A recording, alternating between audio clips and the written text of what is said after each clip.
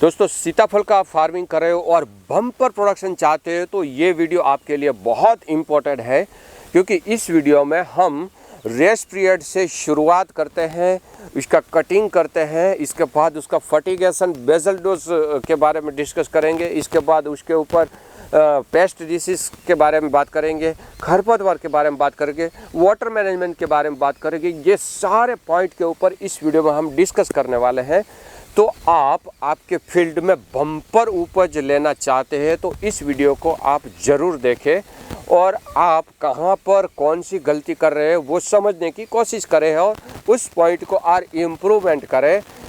Guarantee के साथ बात कर रहा हूं कि आपका उपज 100% बढ़ेगा।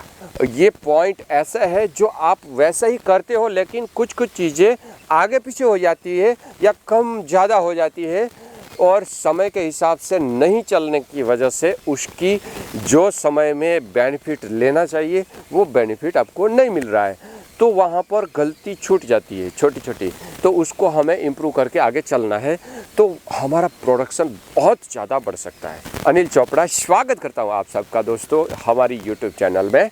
और आप अभी तक हमारे साथ जुड़े नहीं है तो हमारे साथ जुड़ने के लिए इस चैनल को सब्सक्राइब करें और साथ में बगल वाली घंटी को ज़रूर दबाएं ताकि हमारा हर वीडियो का नोटिफिकेशन आप तक पहुंचता रहे। आपका जो फार्म है उसमें पौधे लगे वो सब रेस्ट पीरियड में चले गए थे ठंडी की वजह से। अभी धीरे धीरे मौसम बदल रहा है, गर्मी की तरफ बढ़ रहा है, तो उसमें नई फुटान नई कल्ले निकलना चालू हो गए। ये समय में हमें कटिंग करना पड़ेगा। हमने अलग एक वीडियो बनाया है कटिंग के लिए, वो वीडियो का लिंक मैं आपको डिस्क्रिप्शन में देता हूँ, वहाँ जाके वो वीडियो को आप अच्छी तरह से देख लीजिए और समझ लीजिए। इस वीडियो में मैं उसके बारे में लंबी बात नहीं करता। तो कटिंग करना पड़ेगा, इसके बाद आपको पूरा खेत है वो क्लीन करना है, उसकी पूरी सफाई कर देनी है। और तीसरा पॉइंट है उसमें बेसल डोज डालना है। तो बेसल डोज अभी डालना बहुत इम्पोर्टेंट है दोस्तों। बेसल डोज क्यों डालना है? जो प्लांट है उसमें से पूरा फ्रूटिंग निकल चुका है, मतलब उसमें एनर्जी सब खत्म हो गया है, तो एनर्जी वापस डालना पड़ेगा। तो दोस्तों स्टेप बाय स्टेप समझते हैं। पहले कटिंग कर लिया आपने पौधे का और फिर कटिंग ख़त्म हो गया, इसके बाद पूरा खेत आपने क्लीन कर लिया और क्लीन करने के बाद आपको बेसल डोज डालना है पौधे की जड़ों में। आपके पास रिपोर्ट रहेगा तो उसका हम अच्छी तरीके से बेसल डोज का प्रोग्राम बना सकते हैं। इसके लिए मैं बोल रहा हूँ कि आप स्क्रीन के ऊपर दिए गए नंबर पे आपका सॉइल रिपोर्ट और आपके फार्म का फोटोग्राफ मुझे व्हाट्सअप करिए, मैं आपके बेसल डोज का पूरा प्रोग्राम बना के आपके साथ शेयर कर दूँगा।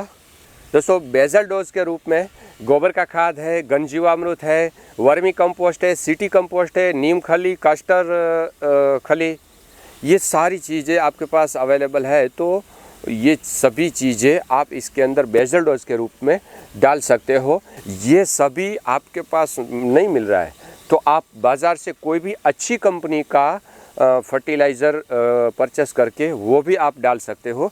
इसके लिए मैं आपको सजेस्ट करूँगा कि आप Rising Leaf organic pellet fertiliser आ रहा है बाज़ार में, वो भी इसके अंदर आप उपयोग कर सकते हो। ये सारे अलग अलग कंटेंट इसके अंदर कंपनी ने एक पैलेट के रूप में तैयार करके दिए हुए हैं।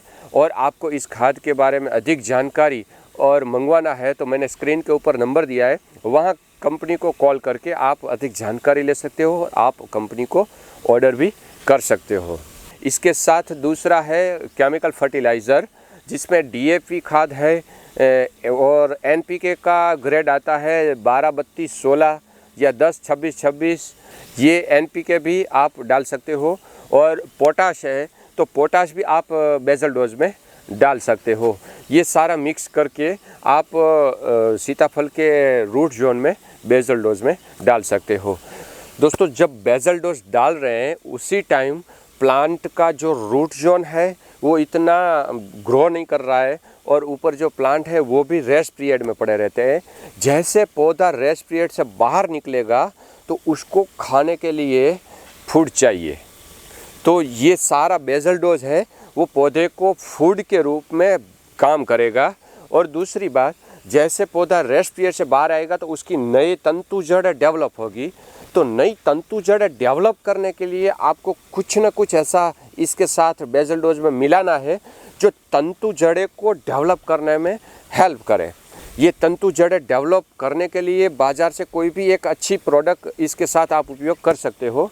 और इसके लिए भी मैं आपको एक सजेस्ट करूं कि तंतु जड़ें डेवलप करने के लिए और अच्छी ग्रोथ उसकी लाने के लिए आप प्रवाह आर प्रोडक्ट का उपयोग कर सकते हो। इसके साथ उसकी अधिक जानकारी चाहिए तो मैं स्क्रीन के ऊपर नंबर देता हूँ, वहाँ कांटेक्ट करके आप अधिक जानकारी ले सकते हो। ये प्रोडक्ट डालना क्यों ज़रूरी है दोस्तों? जैसे प्लांट है सुषुप्त अवस्था में है और जैसे जागृत अवस्था में आएगा तो उसकी तंतु जड़ें डेवलप होगी और ऊपर से नई फुटान आएगी। तो तंतु जड़ें डेवलप करना भी बहुत इम्पोर्टेंट है। इसलिए मैं आपको सजेस्ट कर रहा हूँ कि ऐसी बाज़ार से कोई भी अच्छी प्रोडक्ट का उपयोग इसके साथ कर सकते हो आप। ये सारा हो जाने के बाद इसके ऊपर आपको पूरा मल्चिंग बिछा देना है।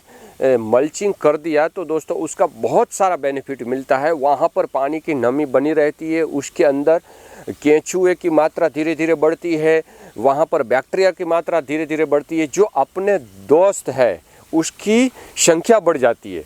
जैसे जैसे बैक्टीरिया और केंचुए की संख्या बढ़ेगी वैसे वैसे हमारे प्लांट को फूड है वो अवेलेबल ज़्यादा हो जाएंगे। अवेलेबल ज़्यादा होंगे तो हमारे जो प्लांट का ग्रोथ है, उसमें फ्लावरिंग है, फ्रूटिंग है, वो सब बढ़ जाएगा।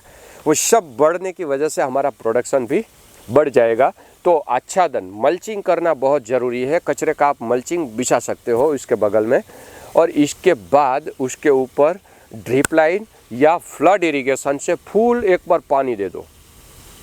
ये पानी देने के बाद आपको nitrogen fixing bacteria, phosphate fixing bacteria, potash fixing bacteria, warm culture और ट्राइकोडर्मा, स्यूडोमोनास, स्पेसिलोमाइसिस, ये सभी कल्चर है उसको आपको फील्ड के ऊपर अप्लाई करना है। इसके साथ साथ आप जीवामृत बना रहे हो तो जीवामृत का उपयोग करिए, उसका बहुत अच्छा बेनिफिट मिलेगा। एडवांस जीवामृत का भी उपयोग करिए, उसका भी बहुत अच्छा बेनिफिट मिलेगा।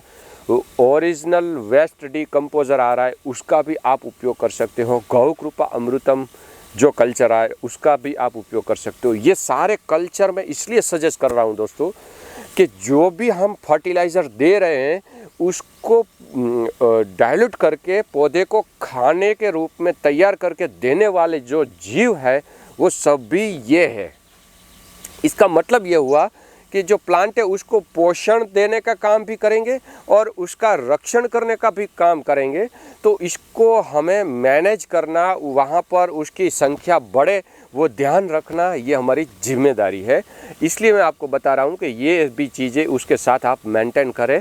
और इसके बाद आप पानी का शेड्यूल प्रॉपर मेंटेन करके रखिए ताकि ऊपर जो नया शूट निकलेगा और उसमें नया फ्लावरिंग आएगा वो सेटअप होने के लिए ये पानी का मैनेजमेंट भी बहुत इम्पोर्टेंट है दोस्तों। तो दोस्तों ये समय में आप रेस्ट पीरियड के बाद बेसल डोज के रूप में ये सभी खाद का ध्यान रखें। इसके बाद जो मैंने चीज़ें स्टेप बाय स्टेप आपके साथ शेयर किए वो सभी चीज़ों का ध्यान रखिए तो आपको 100% आने वाली सीजन में बम्पर प्रोडक्शन मिलने का चांसेस बढ़ जाएगा। तो चले दोस्तों ये वीडियो को मैं यहाँ पर समाप्त करता हूँ। मिलेंगे नए वीडियो में, तब तक के लिए जय हिंद, जय भारत।